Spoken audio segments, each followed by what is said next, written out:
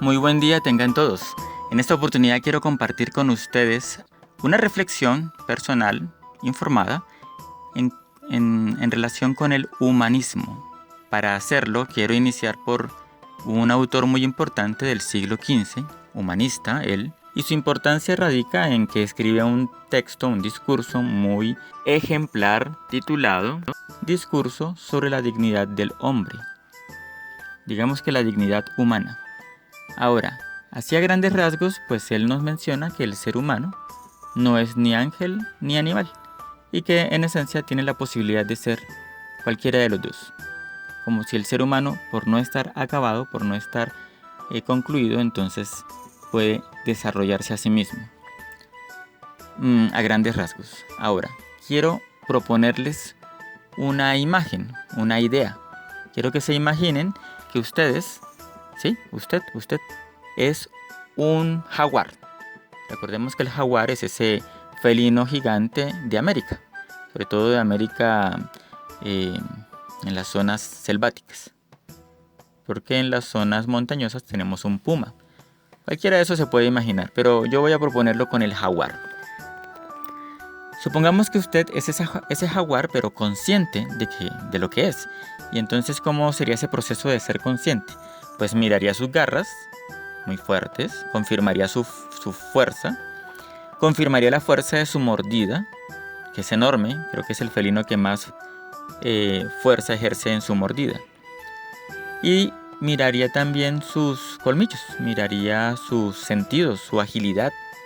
Se daría cuenta que es un ser muy feroz, que ni siquiera los cocodrilos, más grandes que él, ni siquiera las anacondas son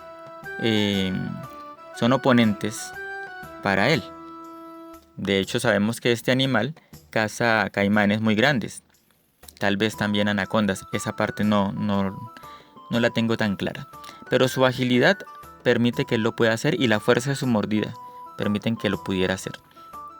Ahora, cuando este felino, que es usted, se da cuenta de todo lo que posee, de sus características, pues se daría cuenta que no le hace falta mayor cosa, que con lo que tiene pues ya simplemente es cumplir su función en el ecosistema.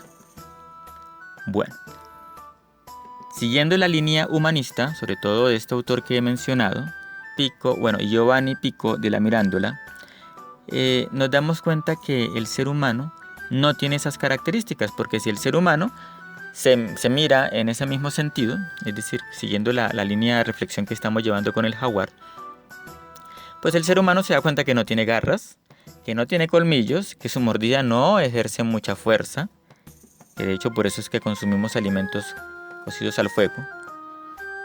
Entonces nos damos cuenta que no somos, digamos que no estamos como que acabados, o por lo menos esa fue la conclusión de este autor. Y como no estamos acabados, es como si dijéramos que podemos continuar nosotros ese proceso.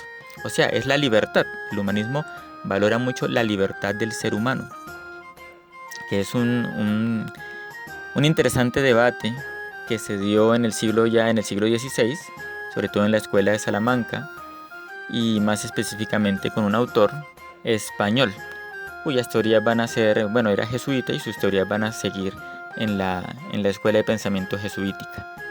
Y que el debate se dio con autores dominicos.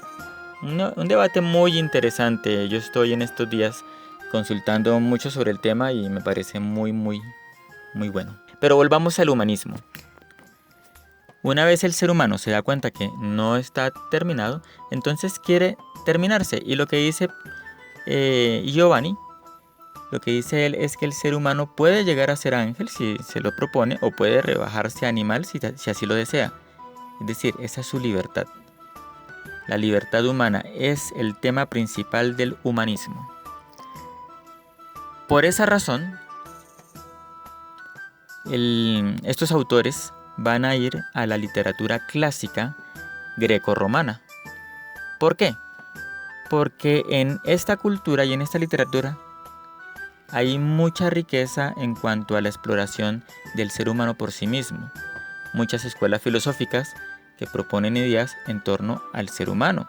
Los mismos sofistas, cuando hablan del ser humano como la medida de las cosas, pues ya dan una idea de lo que es esto, es decir, es el ser humano lo que vale.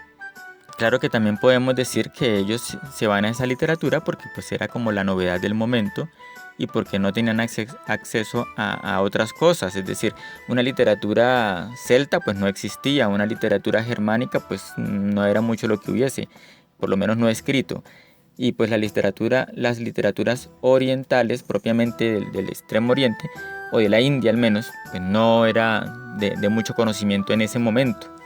Así que lo que había llegado de Constantinopla, los textos griegos, los autores griegos y romanos, eh, eran la novedad y comenzó por allí el humanismo, a darse cuenta cómo estos autores greco-romanos habían explorado la libertad humana en muchos sentidos.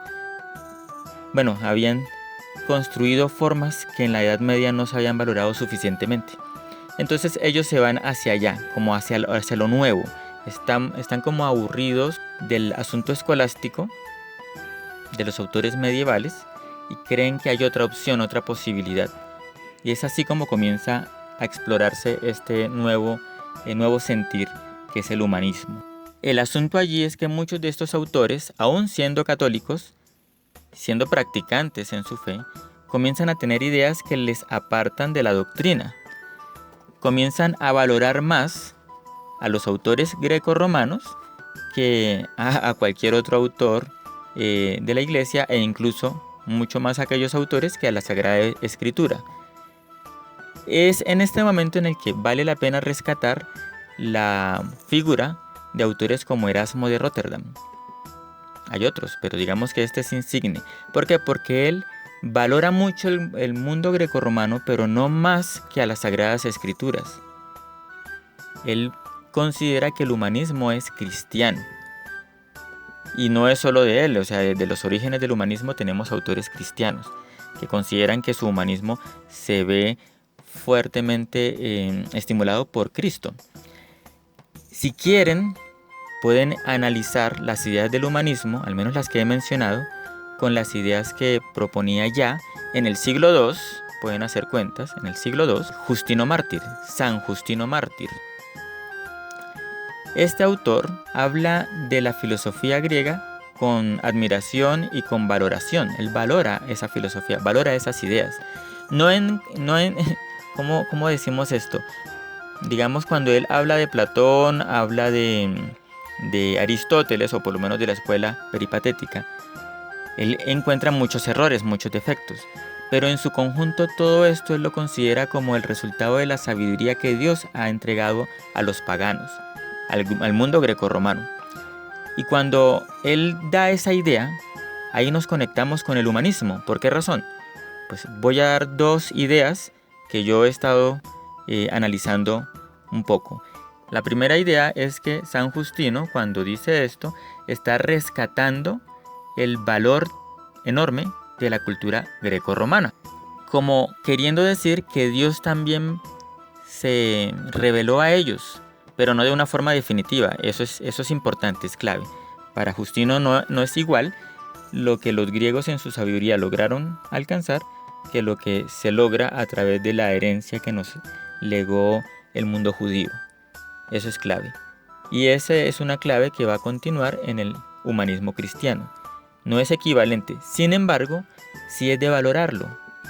Esta sabiduría propia del mundo pagano es de valorar, porque era un camino que ellos estaban llevando para estar preparados al momento de la revelación definitiva de Cristo. Es más o menos la idea de San Justino.